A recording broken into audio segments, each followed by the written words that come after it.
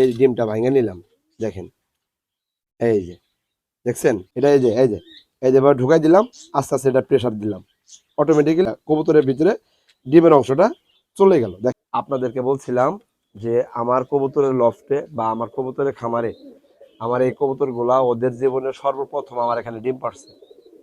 আমি জাস্ট এদেরকে যেই পদ্ধতি অবলম্বন করে মাস্টার পেয়ারে গঠন করব সেটা আপনাদেরকে দেখাই। এখানে দুইটা ডিম আছে, তো এই ডিম দুইটা আমি জাস্ট ওদেরকে উঠাই দিলাম, এই ডিম দুইটা ভেঙে দিলাম। হুম, দেখেন এই যে দুইটা ডিম, ডিম কিন্তু একদম স্বাভাবিক, ডিম স্বাভাবিক, বাট হয়তো এই ডিমে ব্লাড আসবে, হয়তো বা আসবে না, সেটা ম্যাটার না। ম্যাটারটা হইলো বা বিষয়টা হইলো আমার এই কবুতরগুলাকে 100% যেভাবে মাস্টার পেয়ার করব সেটা দেখানোর জন্য আজকে ভিডিও করতেছি, বা যেভাবে করি আমি প্রতিনিয়ত। এটা করলে যেটা হয় সেটা ভিডিওর মাধ্যমে বলবো। আস্তে আস্তে আপনাদেরকে এই প্রসেসটা দেখাই। একটু নিচে করো, একটু নিচে করো, জাস্ট আমি দেখাই, আপনারা প্রসেসটা দেখেন। হ্যাঁ, এটা রাখলাম, সিরিজটা রাখলাম, এই ডিমটা ভাঙে নিলাম, দেখেন এই যে দেখছেন, ডিমটা ভাঙে নিলাম, দেখছেন। আচ্ছা, এই খোসাটা রাখলাম, খোসাটা আবার হচ্ছিল শুকাইয়া আমি গ্রিড খাবারের সাথে দিতে পারবো। এই দেখেন, এই যে আরেকটা ডিম ভাঙে নিলাম, মানে দুইটা ডিমের অংশ এখানে দিয়ে দিলাম। কথা বুঝবেন, ভালোভাবে বুঝবেন। এদিকে দেখাও। আচ্ছা, এটা ভালোভাবে এই ডিমের কুসুম আর হলো জেলের অংশটা ভালোভাবে মিশিয়ে নেই। কি বলছি বুঝছেন? কবুতরের ডিমের যে কুসুমের অংশ আর হলো জেলের অংশ এটা ভালোভাবে মিশাইলাম এখানে। যেহেতু দুইটা ডিম আমি দুইটা কবুতরকে খাওয়াবো, এই জন্য ভালোভাবে এটাকে প্রসেস করে নিলাম, একদম মিশে গেল। ঠিক আছে, আমি যে পদ্ধতিটা অবলম্বন করে আর কি এটা করি সেটা কিন্তু আপনাদেরকে দেখাইতেছি। অনেকের হয়তো এই বিষয়টা জানা আছে, অনেকের হয়তো জানা নাই, বা জীবনে কখনো দেখেনও না, এরকম আছেন। আবার অনেকেই অ্যাভেলেবল এই পদ্ধতিটা অবলম্বনও করেন, এরকমও আছেন। তো সেটা ম্যাটার না, ম্যাটারটা হইলো আমি কি জন্য এই ডিমগুলাকে আমার কবুতরগুলাকে খাওয়াই দিব সিরিঞ্জের মাধ্যমে। কিভাবে খাওয়াই দেখাই আপনাদের। ধরেন অর্ধেকটা পরিমাণ আমি এখানে তুলে নেব সিরিঞ্জের মাধ্যমে।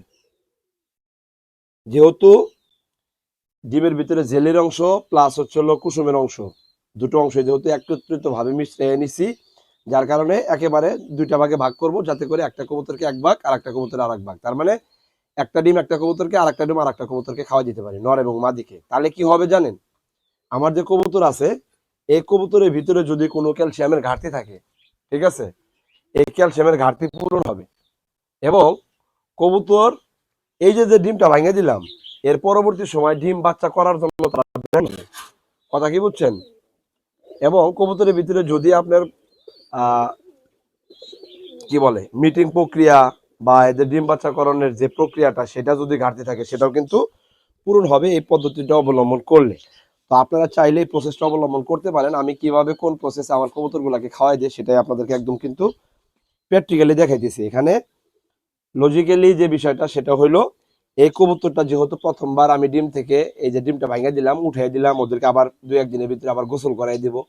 গোসল করাই দিলে ওরা আবার ওই যে মাতৃত্বের ভাবটা কাটা যাবে। এবং ওরা যে যে প্রথম ডিমটা পারলো, ওদের ন্যাচারালি কিন্তু কি হওয়ার কথা, এই ডিম থেকে বাচ্চা হওয়ার কথা। যখন আমি এটা ব্রেক দিলাম, ভাঙ্গা দিলাম, তখন কি হলো, ওদের ডিম বাচ্চা করার প্রতি যে একটা আগ্রহ এটা কিন্তু আরো বাড়লো। কিরে আমি ডিম পারলাম, বাচ্চা বের হলো না কেন, আবার ডিম পারতে হবে। দেন হচ্ছে হলো 1 সপ্তাহ 10 দিনের ভিতরে আবার ডিম পারবে। ডিম পারার পরে ওই ডিমটাও ভেঙে দেবো, ওই ডিমটাও সেম প্রসেস আমি খাওয়াই দিই। এবং থার্ড নাম্বার যে ডিমটা পারবে, মানে 3 নাম্বার পর্যায়ে যে ডিমটা পারবে, ওই ডিমটা আমি রেখে দেবো। তাতে করে যেটা হইব, আমার কবুতরগুলো 100% ক্যালসিয়ামের ঘাটতি পূরণ হইব। একটু কাছে থেকে দেখাইও।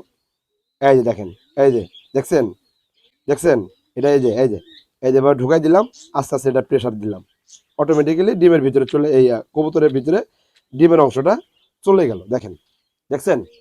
তো কি হইলো, যখন তৃতীয়বার কবুতরটা ডিম পারবে, ওই ডিম থেকে যে আমি বাচ্চাটা পাবো, ডিমের আকৃতিটা মাশাআল্লাহ একটু বড় হবে। এবং ডিমের ভিতরে যদি ক্যালসিয়ামের ঘাটতি থাকার কারণে যদি ডিমটা না জমতো, ডিমটা পরিপূরক না হইতো, তাইলে হচ্ছে হলো যে এটাও সম্পূর্ণরূপে পরিপূরক হবে। এবং ওদের যে ডিম বাচ্চাকরণের যে একটা মাতৃত্বের ভাব, এটাও অনেকটা প্রখরতা হবে। এটা আমার থিওরি, কিন্তু আমি অন্য কোনো বইয়ের ভাষা, অন্য কারো কোনো কিছু কপি করা এটা পছন্দ করি না। আমি আমার থিওরিটা আপনাদের সামনে উপস্থাপনা করি। যদি আপনারা এইটা বা এই প্রসেসটা যদি একটু অবলম্বন করতে পারেন বা অ্যাপ্লাই করতে পারেন, দিন শেষে আমি মনে করি আমি যেরকম এক জোড়া কবুতর দিয়ে 3 বছর 4 মাসের ব্যবধানে মোটামুটি 133-34 জোড়া কবুতর আমার লফটে করতে পারছি। তো সেই জায়গা থেকে আপনাদেরকে এই অ্যাডভাইসটা করলাম, যদি পছন্দ হয় এই নিয়মটা ফলো করবেন। কি বলছি বুঝছেন? এই নিয়মটা যদি পছন্দ হয় ফলো করবেন। আচ্ছা, এটা গেল। আর এর যে মাদি কবুতরটা আছে সেটাকে আমি খাওয়াই দিতেছি। দেখেন, সেম প্রসেসে, সরি ওইটাই মাদি কবুতর ছিল, ওইটাকে খাওয়াই দিছি। এটা হলো নর কবুতর। এই যেভাবে রাখলেন, মানে একাই যাতে আপনি কবুতরটাকে এটা খাওয়াইতে পারেন। আমি জাস্ট পুরো অংশটাকে সিরিঞ্জের ভিতরে তুলে নেওয়ার ট্রাই করতেছি। কথা বুঝছেন? এগুলো ভাই কাজ করতে করতে আপনিও একটা সময় পূর্ণাঙ্গ অভিজ্ঞতা অর্জন করে ফেলবেন। এই দেখেন, নাই কিন্তু, হ্যাঁ, শেষ দিয়ে দিলাম। তো এটা কি করবেন, এই যে সেম প্রসেস এভাবে ধরবেন। এই দেখেন, সিরিঞ্জের মাথায় আমি একটা স্লাইনে পাইপ লাগাই নিছি। এটা কিছুটা ঢুকাই দিবেন। ঢুকাই দেওয়ার পরে আলতো করে এটা চাপ দিবেন। চাপ দেওয়ার পরে কি হবে, ডিমের যে অংশটা এটা কবুতরের ভিতরে ন্যাচারালি চলে গেল, মানে ডিমটা খাইয়া নিল। এতে করে কবুতরের ক্যালসিয়ামের ঘাটতি, ভিটামিনের ঘাটতি, ক্যালোরির ঘাটতি, প্রোটিনের ঘাটতি ইনশাল্লাহ এই ডিমের মাধ্যমে পূরণ হবে। দ্বিতীয়বার যখন সেমটা কাজ করব তখন ওদের ভিতরে আরো লংজিভিটি বাড়বে। কি বলছি বুঝছেন? ভিডিওটা যদি একটু লম্বা হইলো, ধৈর্য সহকারে যারা ভিডিওটা দেখলেন, যদি এই পদ্ধতিটা আপনারা চাইলে অবলম্বন করতে পারেন, ইনশাল্লাহ কোনো সাইড ইফেক্ট নাই। কোনো সাইড ইফেক্ট নাই। আমার পার্সোনাল অভিজ্ঞতা থেকে, আমার ব্যক্তিগত অভিজ্ঞতা থেকে আপনাদেরকে এটা শেয়ার করলাম। ভালো লাগলে অ্যাপ্লাই করতে পারেন। সবাই ভালো থাকবেন। আসসালামু আলাইকুম।